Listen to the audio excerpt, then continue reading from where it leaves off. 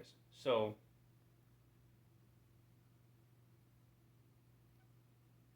in a lot of ways, pride was beat into me. Pride, selfishness, things like that, looking out for number one. I feel like, you know, movies and stuff, I don't know, they put all these aromas about looking out for number one, but it's so much more complicated than that. It's not just a cardboard box single, everyone who's selfish is this. It's not. Because, like, I was so prideful. I still struggle with it heavily. Um, because when I needed help, I reached out for help. Hey, I need help. It's not prideful. That's humble. You ask for help when you need help. And not only was help never given to me, but in the process of me asking for help, I was hurt worse than I was before. So that happens over and over and over again. And so finally, I'm like, I'm done asking for help. Screw you. I'll do it myself. I'll take care of myself. And you know what? It ain't going to be that great. It ain't going to be that pretty. But I'm gonna say screw all this. I'm gonna go to work. I'm gonna make money. I'm gonna buy myself my things. I'm gonna live my life myself. Right. So, in a lot of what my mindset used to be, is as a man, you work a man's job. As a man, you go and you sweat under the sun for hours and hours on end, and if you do anything less than that, you're a wuss. Right. That's the mindset I had.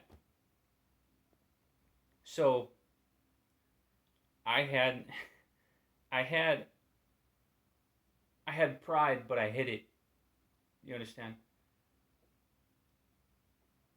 So specifically, people who work in restaurants, you know, I would I wouldn't be condescending to them. I would be nice to them. Thank you, please, if I was out to eat. But I just know, like, dang, your job's so easy. What do you do, bro? Like, I just ran all these wheelbarrows. I'm sunburned, bro. What you been doing? Just sitting here in this restaurant, bro. Go out and work, dude. You know. And in the job that I had at the landscape company that I worked at, I had a huge amount of pride, conceit, looking down my nose at the grass cutters in the company because you know everyone would get back to the shop at the end of the day, and the people who cut grass would come in. Man, I'm so tired, such a hard day. And in my mind, I'd be like, "What are you tired for, bro? You cut grass." I talk about it with my friends who worked with me doing what I did, and we'd be like, "What the bro, really, bro? They cut grass, bro. Get over it. Like your life's run these 300-pound wheelbarrows all day, and then tell me how tired you are." Mm-hmm. Very cocky. Right. It's disgusting. It really is. So God told me to move to Tennessee, and I did. And the first thing I did within 2 weeks of being here is God told me, led me, and I got a job working in the back of a restaurant. So we started there. We started there.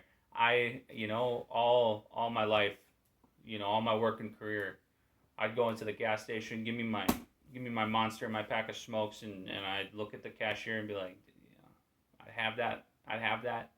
I wouldn't have a look in my eye. I'd have a look in my heart on this dude. This ain't a job, bro. Go out and work a job. So then I got a job at a gas station because God led me there and told me to. It was very, very, very quickly that I said, "Ah, I see what we're doing. I see what we're doing." I said I was wrong. I worked at a restaurant.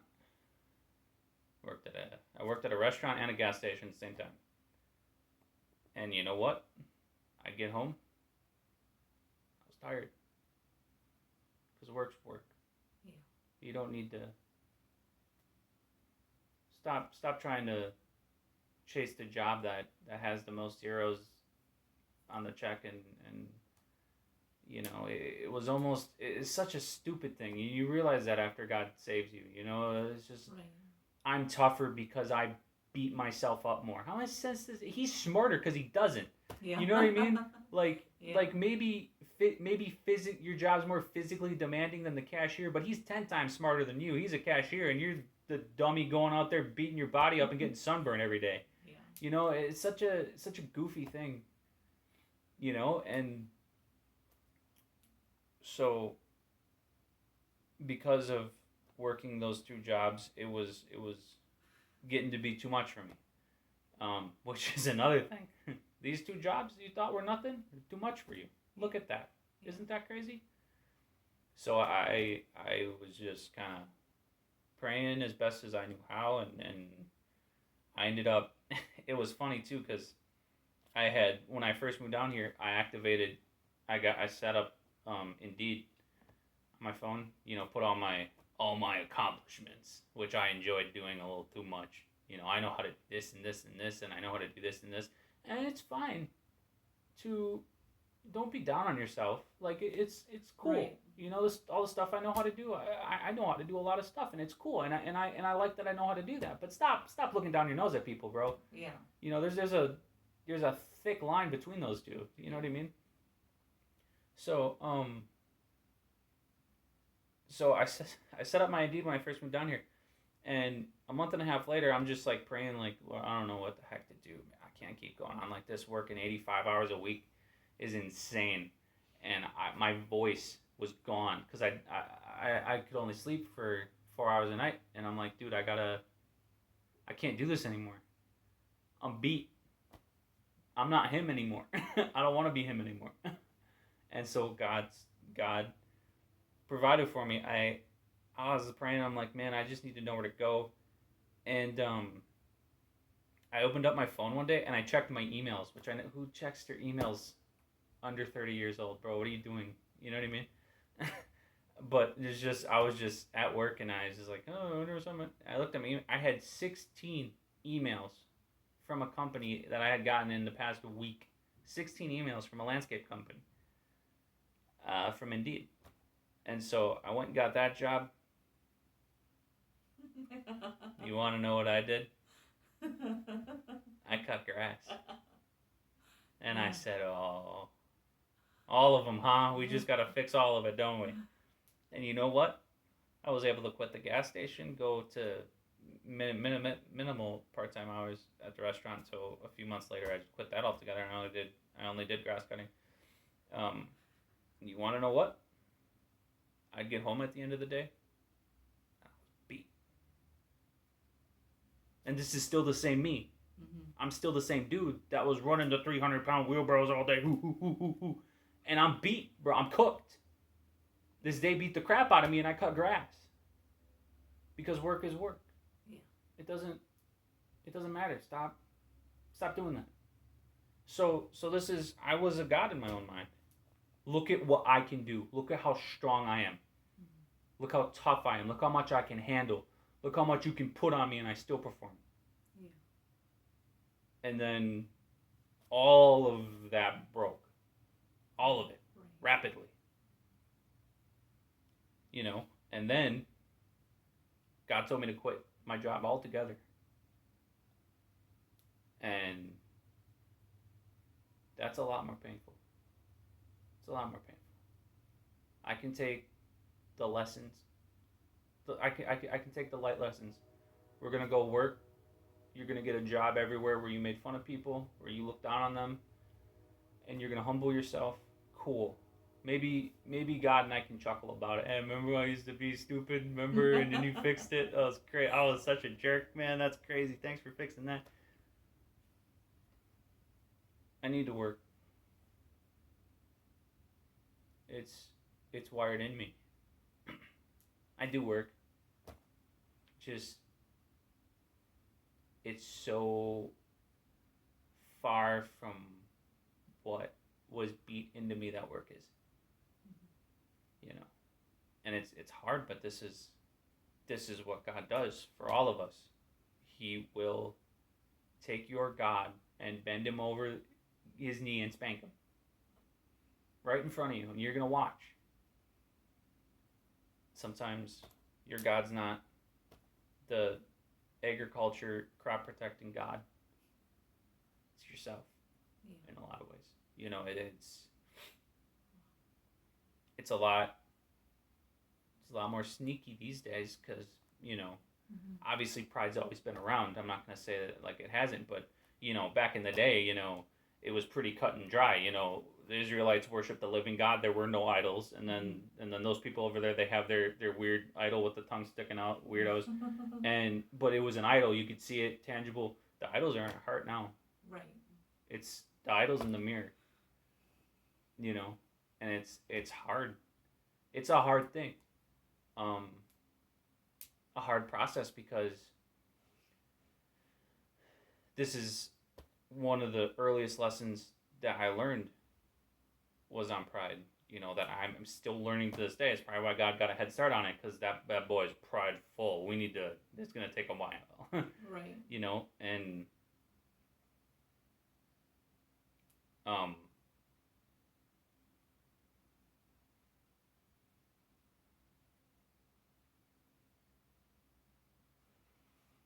so what my problem was how much I was self-reliant.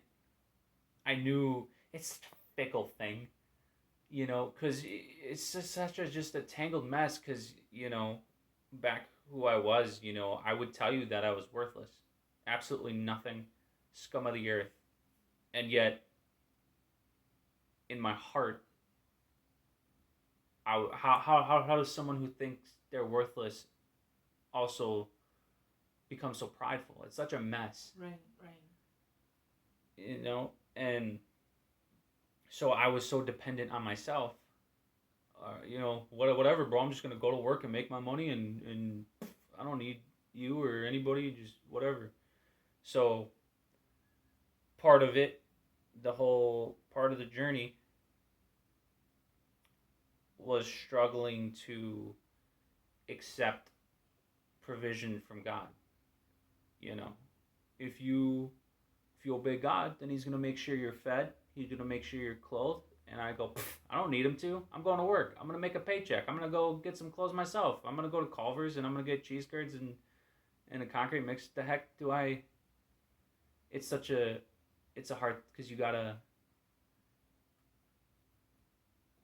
unlearn things that you don't even understand because you never truly learned them. Right. So you're unlearning something that you don't even understand. It's so confusing. It's a mess.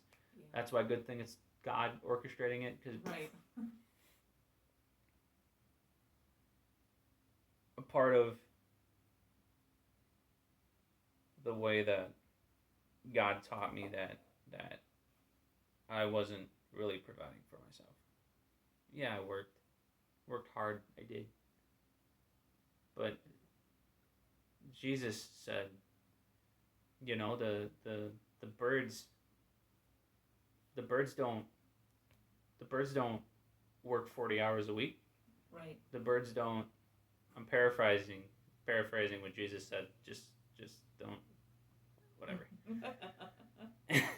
Jesus was like. That's what you're supposed to say when you're quoting someone, but not exactly. You say was like. So then it is. Yeah. So Jesus was like, the birds don't work for 40 hours a week. The birds ain't got a 401k. The birds don't cash. The birds don't have a bank account. The birds, and yet they live long, happy bird lives. They eat because I provide for them. Yes. So how much more important are you than birds? So yeah, I was working, but it wasn't. What I learned was that it was God providing for me in a very, very, very, very, very painful way. So God told me to quit my job altogether. What ended up happening is there was a bubble that was growing for years. In hindsight, I know. I didn't realize it at the time, but in hindsight, it's very clear. there's a bubble that was growing and growing and growing, and within a few months after I quit my job, it popped. And that bubble is this cute little thing called agoraphobia. And maybe I don't know if it's the time right now, but to get into all that. But agoraphobia is pretty horrendous. For whoever doesn't know what that is, the most simple way I can put it is that you are mentally not allowed to leave your house. Yeah. You are mentally a prisoner in your house. You're not allowed to leave. That means is anytime I would leave my house, I would have a lot of symptoms. The most embarrassing one is diarrhea, but also it was vision, man. A lot to do with your vision too. Everything was blurry, and everything was so bright and weird, and my ears felt weird, and you're just it feels like you're looking down a long dark hallway and then out of your eyes in a weird. It's just everything's weird. You're dizzy, your stomach feels weird, your hands are weird, everything's weird, and you're terrified. You have all the symptoms of terror, but you don't know of what. Right. You know what I mean? Like, Yeah. and among other things, this is when I learned that me and my brain are not the same. Mm. Because, I mean, it was so bad that if I even thought about leaving my house, I'd get the symptoms. Wow. I'm still in my house Yeah. where my Yeah. brain considers safe. But if I even thought about, I'd start getting the vision, and I'd start everything's weird. So I couldn't, and I felt like such a piece of dirt because I not only was I not working, I had a lot of other problems, insomnia, somnophobia. Insomnia and somnophobia go together like, you can't sleep and you're also scared of sleeping. Those go together like vinegar and baking soda, like gasoline and fire. Anyway, a lot of so here I am. I don't work, and every single day, I have to watch my mommy go out the front door to work while I'm sitting at home because my emotions are struggling right now, and I have agoraphobia, and I have all these things that I would have, if I years before saw somebody in the situation I was in, I'd be like, bro, get off the couch. You're talking about your mind's weird. Get off the couch, bro, and go do something. Your mom's going out and working. What are you doing, bro? Just go do something. What's your problem? Just get over it. Just push through it. That was another god I had in my life that broke. Anger. Oh, that anger and pride. Those were my gods. Unfortunately, I'm not happy about it. I'm happy that God destroyed them. Yes. Anger was what I always relied on when I was working every day. Every day when you're working, you're lifting something, you're running a wheelbarrow, something stupid, and you hit a rut and you can't, you're stuck. You just get angrier and angrier, and you're going to get out, buddy. Anger was my answer to everything. There was nothing I couldn't overcome with anger. So I get agoraphobia, and I'm like, I got something for you, bud. So I'm sitting there on the couch. I made plans with my mom. We're going to go to the store. We're going to just go. So I'm sitting on the couch, and I'm letting all the rage build up in me. It was a whole process. I was letting all the rage build up in me. And I'm like, I'm going to do it. I'm just going to go. Like, are you serious? You're just going to sit in this house, and I'm just railing into myself. So worthless. Your mom goes to work every day. You do nothing. You're going to get up. You're going to go out. All this stuff. I'm just screaming at myself internally, letting all the rage, all the anger build up. I broke heavily before I made it out the front door. And in a really funny way, it was when anger failed me the hardest. And I hit the ground hard. This is what God does. He destroys your gods right in front of you.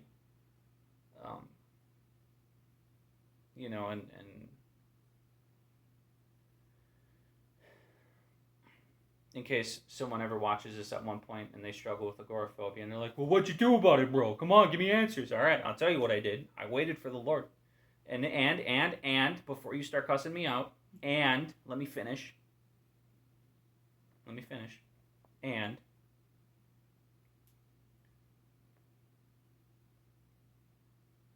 don't listen to what I'm saying as if God's uses cookie cutters and it's going to be the same exact situation for you, because my best guess is it likely won't be exactly the same.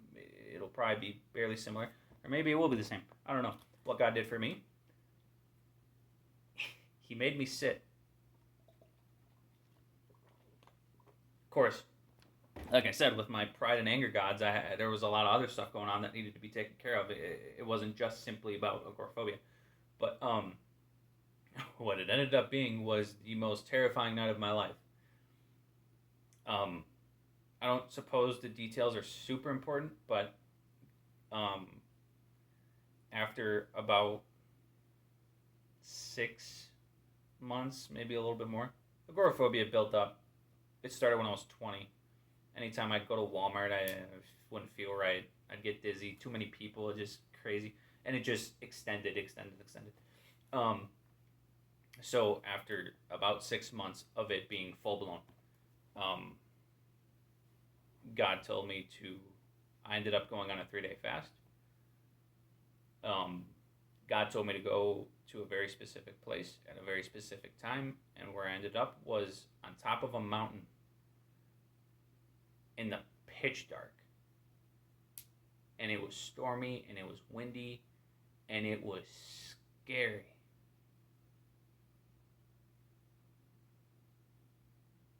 Agoraphobia symptoms aren't as bad at night. I noticed. It's a little. You still ain't gonna really be going anywhere, but they're a lot more overbearing when the sun's out. I noticed that.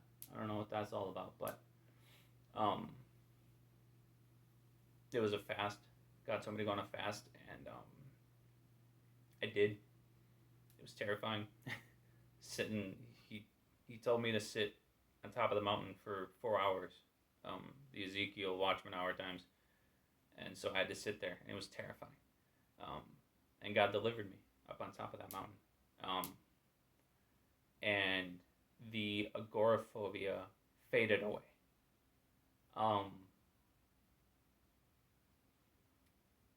To this day,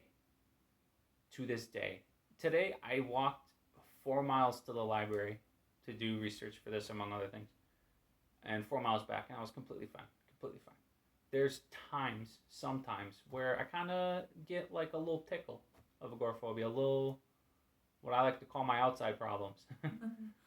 A little tickle of it. It never goes anywhere. God doesn't let it go anywhere, but a little tickle. Don't be scared if that happens. But I mean, I should probably just do a whole thing just on agoraphobia, but I just didn't want to say half, in case someone ever watches this and they need help.